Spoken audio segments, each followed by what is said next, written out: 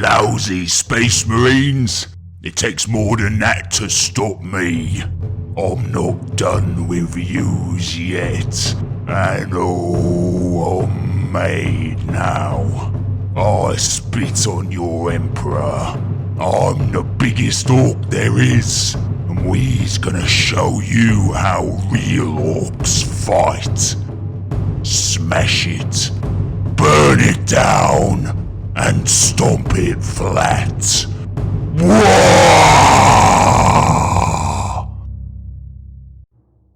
Greetings friends and welcome to the Imperium's Most Wanted. I'm Lorcan and this is OnlyWar. Orcs. Orcs are the most warlike Xenos species in the 41st millennium. Their numbers are beyond measure, spanning innumerable worlds.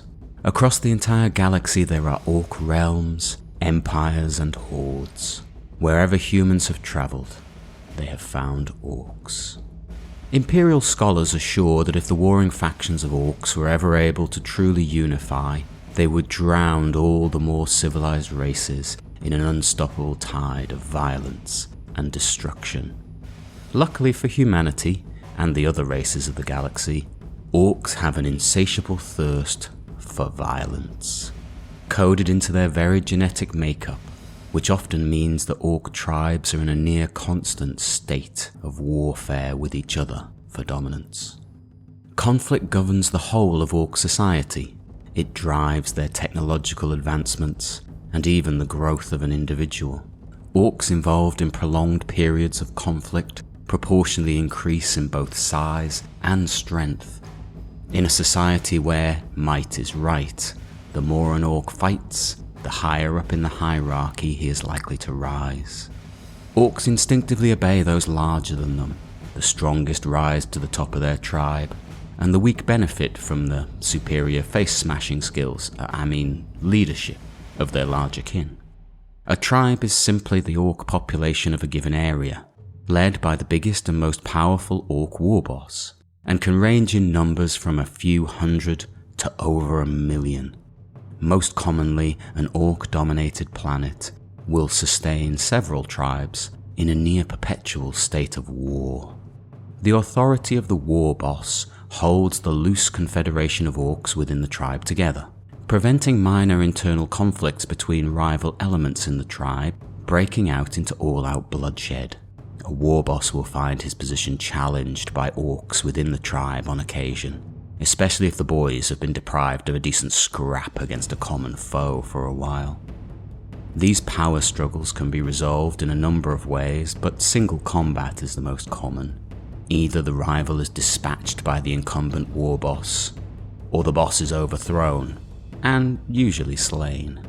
The tribe either gaining a bigger, mightier, and therefore more right leader, or confirming that the boss is still the best. If an orc tribe is beaten by another stronger tribe, the defeated orcs who survive welcome the opportunity to be led by a more powerful warboss. With each victory, the warboss's legend grows and more greenskins are brought under his control.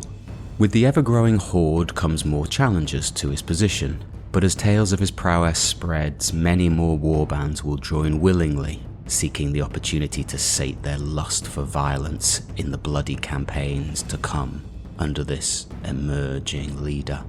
Eventually, this very orky, interest-specific competition leads to a rise of a dominant warboss, who has suppressed all his rivals and will set his sights on even greater conflicts. When an orc population reaches a critical mass, or it is galvanized by a particularly powerful or visionary leader, a huge planetary migration of carnage and destruction will occur. This is a Waaagh. First, the mech boys of the tribe will begin to collaborate on the construction of increasingly ambitious engines of war. Gorkanauts, Morkanauts, Stompers, and even massive Gargants begin to take shape in the ramshackle mech yards. These mighty effigies of their gods further fuel the Waaagh, igniting on a subconscious level the desire in the primitive brains of the orcs to begin a crusade of aggression that extends beyond their planet to the worlds beyond.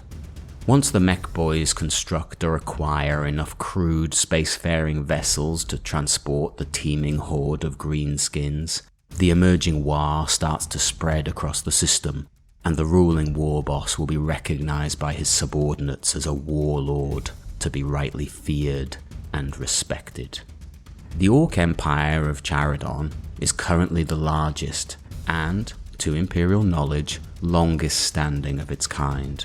Centered around the Charadon system in the Ultima Segmentum, it rivals the size of the Ork Empire of Ullanor, ruled over by a grand warlord, Urlach Uruk, before his slaying at the hands of Horus Lubrical during the days of the Great Crusade. With Imperial forces in some disarray due to the opening of the Great Rift, or Gork's Grin as the Orcs know it, the Ork Empire has expanded to cover roughly a quarter of the Ultima Segmentum, from the Salamander's homeworld of Nocturne to Schindelgeist in the Far East.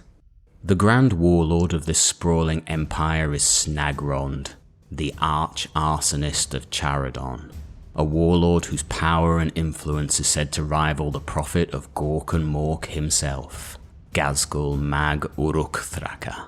The Arch-Arsonist is a semi-mythical figure, with a propensity for consuming in violent conflagration even the most heavily defended worlds, leaving only smouldering ruins in the wake of his tide of destruction. Unusually, the title of Arch-Arsonist is an honorific one, with each successive warlord of Charadon taking not only the title of Arch-Arsonist, but also the pyromaniac persona, adding further to the mythical nature of the leader amongst his followers. Prior to the opening of the Great Rift, the expansion of the Charadon Empire was held in check by containment actions, particularly from the Ultramarines chapter.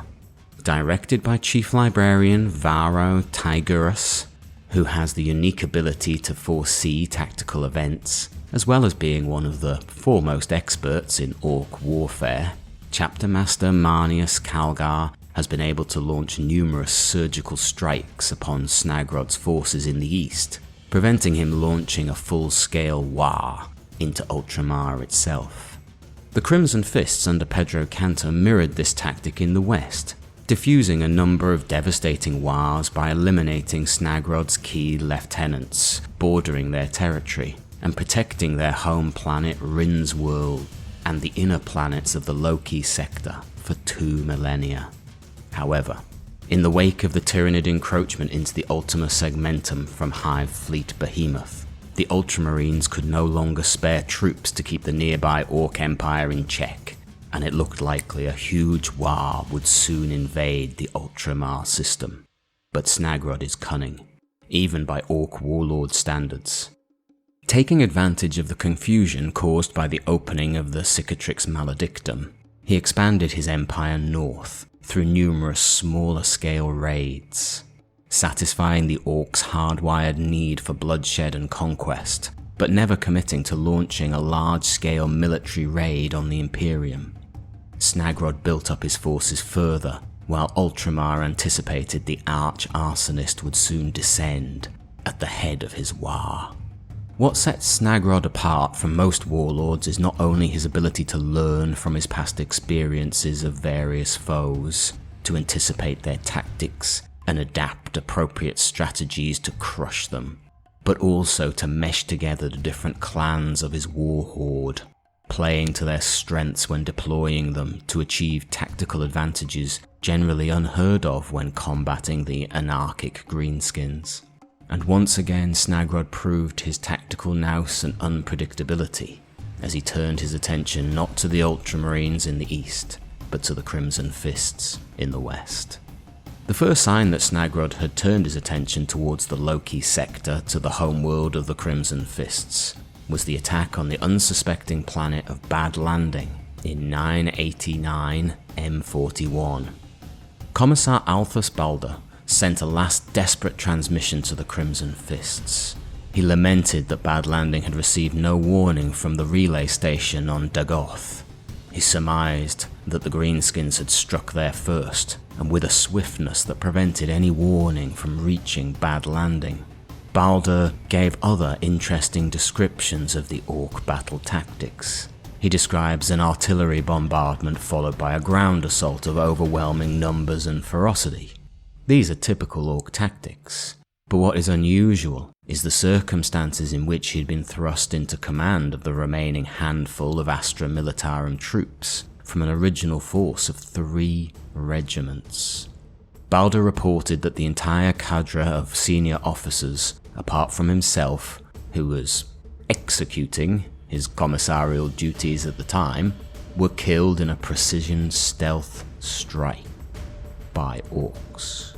Apparently these orcs had both entered and left undetected, taking the heads of the officers with them as trophies. From Arx Tyrannus, their fortress high in the Hellblade mountains of Rynn's world, Pedro Cantor planned the Crimson Fist strategy. His response was pragmatic, as might be expected from a son of Dawn. Let us be realistic, brothers. This will be no rescue mission. Those men are dead. Our priority at this point must be to gather intelligence on the threat of this alleged Waaagh. We have put down many significant Ork incursions over the years, and the cost in Astartes' lives has ever been great. If there is a way to rob this Waaagh of its momentum before it threatens the rest of the sector, I want it found and exploited. In this response, it was clear Cantor was hoping to find a way to dissipate the Ork Waaagh while avoiding a full engagement, an extension of the containment tactics the Fists and the Ultramarines had been using on the Ork Empire, which at this point appeared to have failed. On sending Captain Draken and the 3rd Company aboard the warship the Crusader to Bad Landing, the scale of the Ork incursion became much more apparent. Captain Draken knew that a frontal assault in the face of these overwhelming odds would invariably fail. He ordered a ground operation delivered by Thunderhawk gunship, with the specific aim of removing one of Snagrod's lieutenants, a warlord known as Ork Waaagh. The Fists had translated a communication being transmitted from Bad Landing from Ork, and its message was clear. All Ork ships from the spinward sectors of the Segmentum Tempestus and the trailward sectors of the Ultima Segmentum were to rally to the banner of the Arch-Arsonist of Charadon. Waaagh Snagrod had begun, and was the divine will of Gork and Mork. With the source of the transmission having been identified as Krugerport, Draken orders the long-range communication capacity of the Orks to be disabled, and the water purification plant which the Orks are using to supply their ships also put out of commission. Any opportunity to hinder the build-up of the Waaagh and delay their inevitable descent on more Imperial worlds. The water plant attack goes as planned, and drew the forces from the communications array, until an inexperienced scout called Janus Kennan defied the orders he was given and attempted to snipe the warboss. But his efforts proved futile, as the warboss was protected by a custom force field. The failure to draw away the Orks meant Draken's force had to engage against overwhelming numbers in pitched street battles, and while attempting to rescue an injured brother, the captain is slain by Ork Waaagh. Only 28 of the original force of 88 Astartes ended up returning to board the Crusader to Rynn's world. They had also intercepted another Ork message, and the meaning again was clear. Snagrod's Waaagh was coming, and the Arch-Arsonist would see Rynn's world burn. It was revealed that contact had been lost with 11 systems, all in the far east of the sector. All naval Auspex posts along the eastern border had also gone dark. Pedro Cantor realized that Snagrod was employing an isolation strategy, with lightning strikes on the deep space communications relays prior to launching his assault. He knew from centuries of fighting the Greenskins not to underestimate any Ork that ascends to the rank of warlord, but Snagrod was proving particularly cunning, and that was before his next audacious move. The entire Ork fleet dropped out of the warp, less than 200,000 kilometers from the Crimson Fist's home world. A move far too risky for most commanders, and one that gave the Fists only a few hours before the Orks started to make orbit. Despite having many of their warships torn apart, breaching into real space so close to the gravitational effects of the solar system's star, the Ork vessels still outnumbered the Fist's fleet, 100 to 1. Despite the valiant efforts of Captain Rynn and the fleet, they cannot prevent the Ork vessels pouring through their attempted cordon around the planet. The line breached, the Ork vessels started to launch dropships to descend through the atmosphere. The night of the burning sky had begun. The Greenskin fleet launched an orbital bombardment of massive ferocity across the planet. Millions died as towns and cities were consumed in flames. With the void shields of Arch-Arsonist active, the fortress was safe from the incendiary barrage, but the Orks were able to land with relative impunity. Communication with the heavily defended Scar Lake airbase was lost, and New Rynn City braced for an immediate ground assault as hundreds of Ork landing vessels, their trails cutting across the night sky in long, curving arcs, descended on all sides of the city. The orbital bombardment suddenly ceased, and the Ork assault came quickly, with hundreds of heavy transports, braving the fortress monastery's mid and close-range defences to disgorge tanks, bikes, and heavy artillery, along with countless foot troops. And it was at this moment that disaster struck. Whether by malfunction, sabotage, or the malicious design of some dark entity, one of the surface-to-orbit missiles malfunctioned and fell back onto the fortress monastery with devastating effect. The missile buried deep into the mountainside before detonating and ignited a chain reaction in the underground munitions stores. Pedro Cantor was thrown clear by the massive explosion at Arch-Arsonist, which was reduced to twisted spurs of steel and stone. He was able to gather 16 survivors, including Captain Cortez, from a force of over 600 Astartes.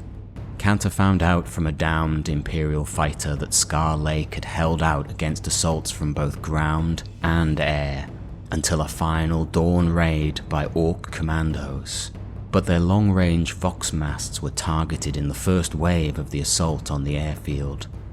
Cantor came to a worrying conclusion. Snagrod was not just displaying above-average Ork cunning, he had learned to fight the Imperial way. The deep space relay stations, the concentrated assaults on communications arrays and military installations all showed a systematic approach well beyond that of a typical warlord. In New Rynn City, Ork transports started to crash into the city itself. One of these took out a huge section of the wall protecting the city. Realization dawned that once again these were deliberate tactics, the Orks turning their ships into flying battering rams. The Orks were slowly, inexorably, pressing the Imperial forces back towards the Silver Citadel at the heart of the city.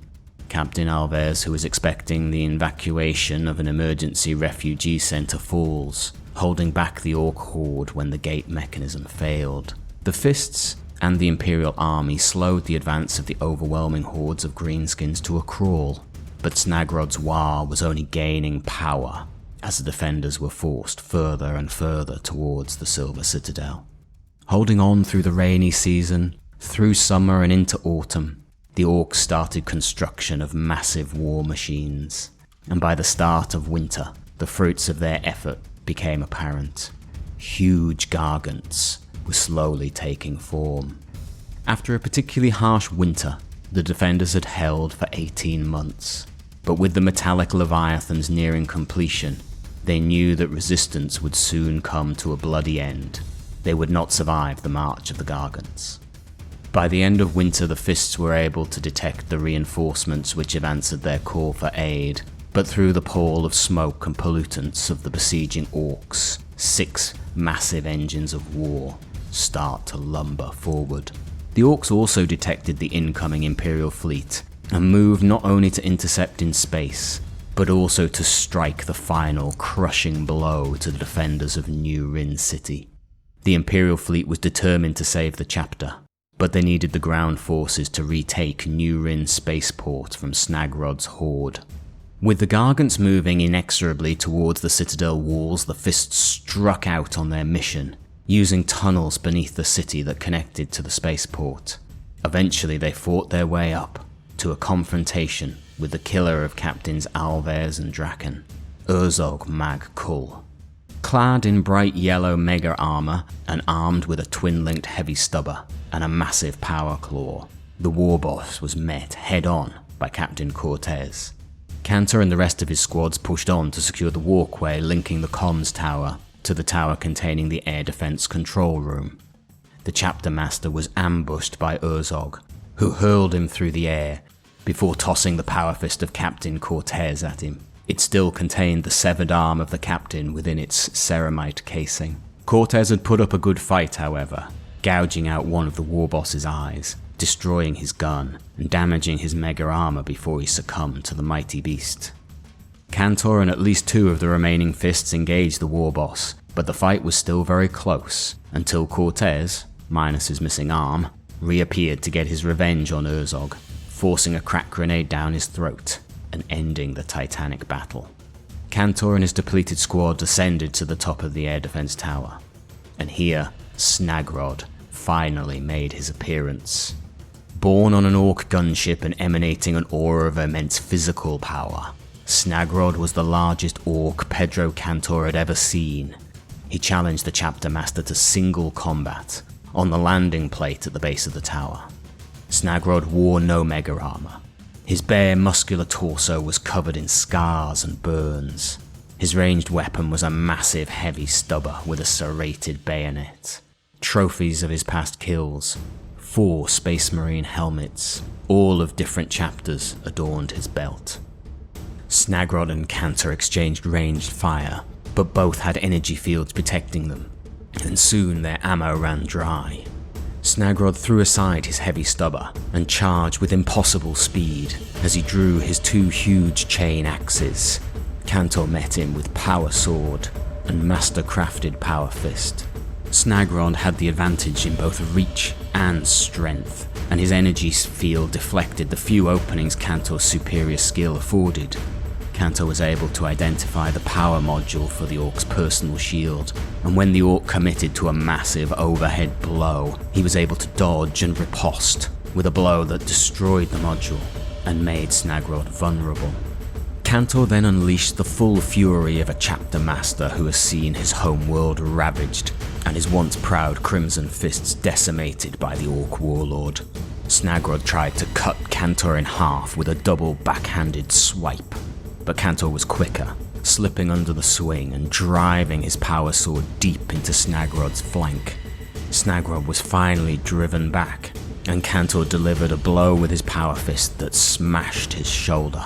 The chapter master pressed his advantage on the wounded warlord, and despite losing his grip on his power sword, he was able to drop Snagrod to his back, raining a barrage of strikes from his gauntleted fist into the face of the Ork warlord. Cantor broke first Snagrod's tusks, then jaw, and ruined one of his eyes, before Snagrod was able to fling the chapter master from his mounted position. Snagrod was beaten for the first time in 1,000 years.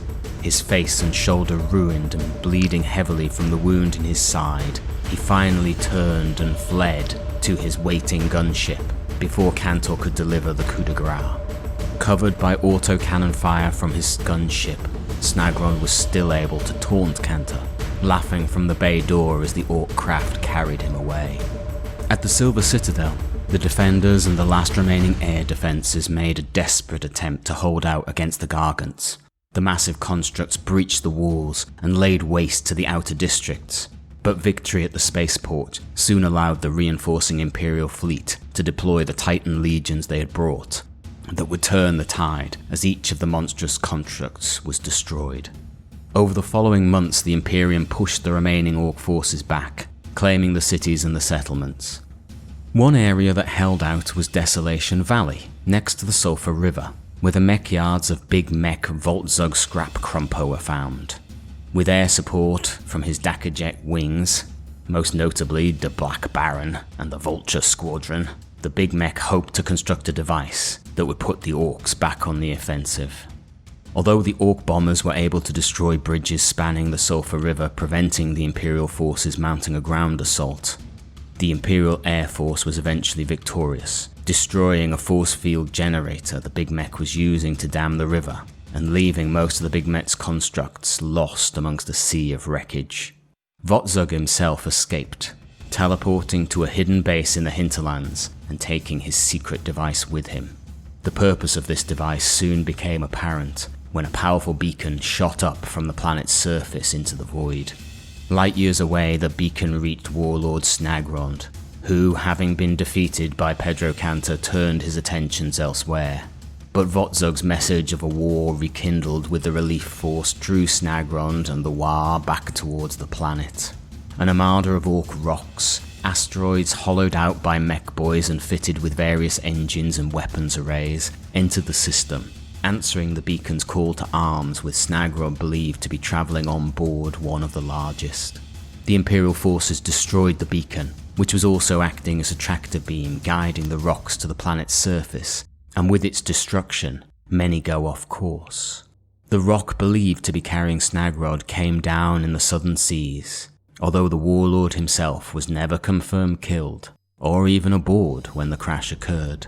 It may be assumed in some quarters that even if Snagrod survived the destruction of the rocks following his defeat and injuries at the hands of Cantor, he would be ripe to be supplanted by a new warlord who would take on the mantle of Arch-Arsonist.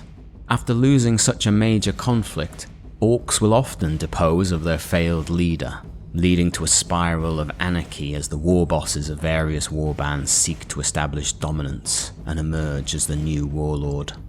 However, much like Ghazghkull was able to brutally subdue any challenges to his position following his defeat in the Second War of Armageddon, it is also highly possible that if Snagrod survived, he too would be able to defeat any challenges to his authority.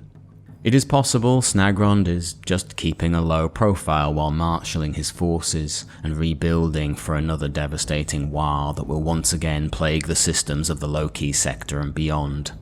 Everything we know about Snagrod would not make this scenario unlikely, and if he does indeed remain the Arch-Arsonist of Charadon, he will surely have learned even more about his opponents, to devise more cunning schemes to bring about their bloody demise. Will we see Snagrod make an appearance as a special character? Nearly all the current named characters in the Orc Codex are tied closely to Gaz, so having the option of fielding the Arch-Arsonist with his own sculpt and special rules would be welcome.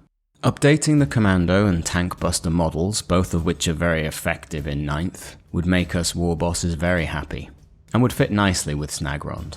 Let's be honest though, compared to some Xenos factions, orcs have had a fair bit of love from Games Workshop in the last few years. What rules and war gear could Snagrod have? A special combi Scorcher would be appropriate, although he uses a heavy stubber in his battle with Cantor, along with his big choppers. For special rules, maybe allowing him to give something similar to the Pyromaniac's rule from Saga of the Beast, but combined with a clan culture. So what clan should Snagrod be? Because the title of Arch-Arsonist is passed on from warlord to warlord, Snagrod could easily have come originally from any clan. In fact, it feels like clan loyalty could be put aside when taking on the title and persona of the Arch-Arsonist. We know he has Death Skull's looters, Evilson speed freaks, and both Goth and Bad Moon lieutenants in his war horde. But for me, his propensity for using Imperial tactics and commando strikes would make the choice of blood axes very fluffy. Having units that can fall back only to turn and toast their foes with enhanced burners would be very satisfying. I hope you've enjoyed this look at the Arch-Arsonist of Charadon.